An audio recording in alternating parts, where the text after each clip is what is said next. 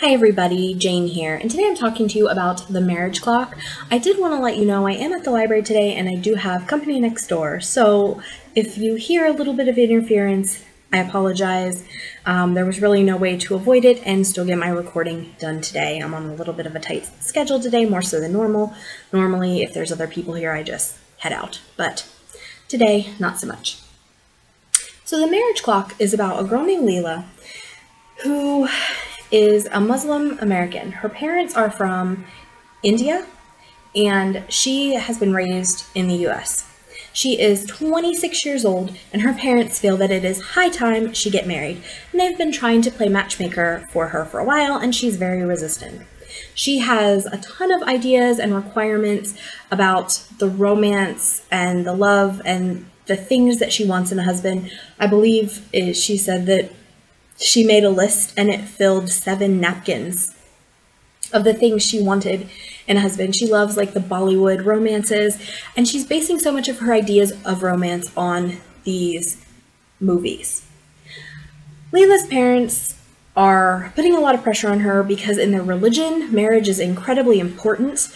It is one of the most important things a Muslim woman especially can do. There's still pressure on men, but it tends to be a little bit older. But she's in her mid-20s, and they really want her married before 30 because not having her married before 30 would be an absolute catastrophe in their culture. Leila says, hey, I will find a husband in the next 3 months if you leave me alone to do it, and if I don't, I will submit to an arranged marriage and you can find the husband that you think is ideal for me. So we spend the vast majority of the book with Leila and her attempts at dating. A lot of this is very hilarious. She goes, for instance, on a speed date. She meets this one guy who she's been talking to online, but when she meets him, he looks a lot different than he did in his picture. She has a really good date that she thinks is going to, be the one, and he doesn't call her back. And her friends tell her she has been ghosted. And, it gives her some ideas about, I always was more focused on whether I liked them and not whether they liked me, and that kind of changed her dating stance. Anyway, so this book is mostly Leila going on dates that end funny but catastrophically, but it is also a look at dating and dating within a religious culture, and particularly within the Muslim culture. Now, I'm not Muslim, I don't know a lot about the Muslim religion, so it was really interesting to learn this. I can say that their views on marriage are very similar to the ones I grew up with. I was raised Mormon, and in the Mormon religion, marriage is absolutely important. As a matter of fact, you can't really fully get to heaven if you are not married. So finding that spouse and getting married as quickly as possible is part of the culture. As a matter of fact, if you're not married by about 25, you're considered kind of old, and it's not uncommon for relationships to be very quick, to last about 3 months before marriage happens. And for, again, my background, the leadership in the church is very much, don't worry about romantic love so much as somebody who is religious and worthy, and who is, God will provide. And once you get married, God will provide, and, it'll be fine. So I definitely saw a lot of the religion I grew up with in the things that Leila was going through. I will say that my own upbringing kind of did impact my views a little bit on this, as far as sometimes thinking that Leila's parents had the right of things. Marriage is tough.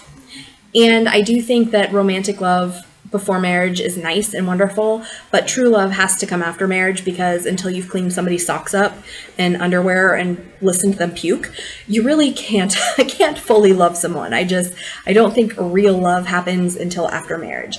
And Leila's idea about wanting real love prior to marriage, while I understand it, while it's a very American idea, I totally get it, I sympathize with it, but I also agree to an extent with her parents, who are like, you don't know what love is, and you're never going to know what love is until you are much older and have been in a relationship for a long time. Now, again, in the Muslim culture, arranged marriages are common, more so back with the relatives back home. Leela has a cousin who she's often getting compared to, who is going to get married, and we get to go for a visit to the family and see kind of how things are done back home. And her cousin has only met her husband like a couple times. And Layla's kind of horrified because in America, that's just not what we see. Now, I will say also, Layla has several friends, one of who is also a Muslim, who is divorced. And so we see how things work when the marriage doesn't go right. I really enjoyed this book, and I did give it a 4 out of 5. I found it very engaging and very funny. It made me think. It touched my heart. I appreciated Layla and the changes that she went through about her ideas of love. I could really relate to what her parents had to say about love and understanding how culture and religion influence our ideas about what marriage is about. And with Layla being from one background, but being raised in America with more Americanized ideas, the complexity between her religious background and what is common and the ideas that are in America, it was really interesting to see. And I really found this to be a engaging, interesting book. I loved that I got to learn so much about the Muslim religion and particularly dating and marriage within the Muslim culture. I do have a friend who is Pakistani, and we've talked a little bit about dating and relating in her culture. One of the things that is true there and true in this book that I found really interesting is there is always a separation of girls and boys. So dating is kind of complicated. And my friend in Pakistan, they don't date. Their families just arrange a marriage and that's that. In this, Layla was allowed to date when she was an adult, but she hadn't been around boys very much. So when she's going on some of these dates, there's a lot of like kind of sitting and staring at each other going, I don't know what to talk about. Also, I found it interesting that so much of their values are on things like, what is my spouse's job versus who are they? What hobbies do they have? What kind of things can we do together? So it's definitely a different kind of view on marriage and romance. This book was very funny, and I had done some of the dating like online, and I hadn't done speed dating, but I had done some of the dating like Layla did, so I could very much relate to her dating catastrophes, and I found them funny. And again, I've been there because when I was very religious, I went through several years of being very religious after my first divorce, trying to find this husband in this religious environment so that I could go to heaven. And so I could relate to that desperation, that, you know, trying to find this person, and then you find these people and you're like, man, is this all that God's providing? Because let me tell you, it ain't so great. I did end up ultimately, as a lot of you know, marrying my children's father. We are divorced. So my religious marriage didn't go great. But I also left that religion. Had I stayed, my marriage probably would have prospered. And I think for Layla, if she choosing to marry based on her religion would have been a fine decision, like just letting her parents hook her up, she'd probably been fine because, again, the culture. The big thing for me that didn't work in this book, and I think this is a me because of my opinions, ideas, views, and background, I did not like the ending of this book. And I am going to tell you why in a second, but it is obviously a huge spoiler. So I'm going to just kind of tell you a couple other things about the book before I do that. So I did like Layla as a character. I felt like she was a little bit immature, but you know, she's supposed to be 26, so I'm 36. I'm sure that she is much more younger and immature than I am. Although I would say they play her maybe a little bit younger, like 23, 24, maybe. I also was surprised that she is, I believe, a teacher, and she does not love her job nearly as much as I thought that she would. She doesn't have as much other things going on in her life as I might have wanted her to have for the complexity of character. A lot of this book is just about her and her trying to find a guy, and not a lot about who she is as a person other than liking Bollywood movies. I would have liked to see maybe a little bit more of who she was outside of this realm of trying to find a husband. We do meet her friends, and they're having a good time, but there's a lot of focus on manhunting in this. All right, I am going to go ahead and get into the spoiler ending, so if you don't want to know how it ends or what I didn't like about it, go ahead and pop off now. 3, 2, 1. So, Layla, at the very end of the book, announces that she is not going to let her parents set her up. She has failed to find a husband in 3 months, and she is not going to let her parents set her up, and she's not going to go with an arranged marriage, and that's just how things are. Marriage will come when it comes. And I kind of felt like that just made the whole book kind of pointless, because the whole premise of the book is, hey, I've got 3 months to find a husband, and then if I don't, my parents are going to set me up. And I think the idea we're supposed to get is that Layla's ideas about dating have changed, her ideas about romance have changed, she's not looking for the Bollywood prince anymore, and that's all fine and good. But there was no need for this book. There is no marriage clock if at the end she's like, just kidding, Mom and Dad, you ain't setting me up, I'm not going to marry this guy that you had chose for me.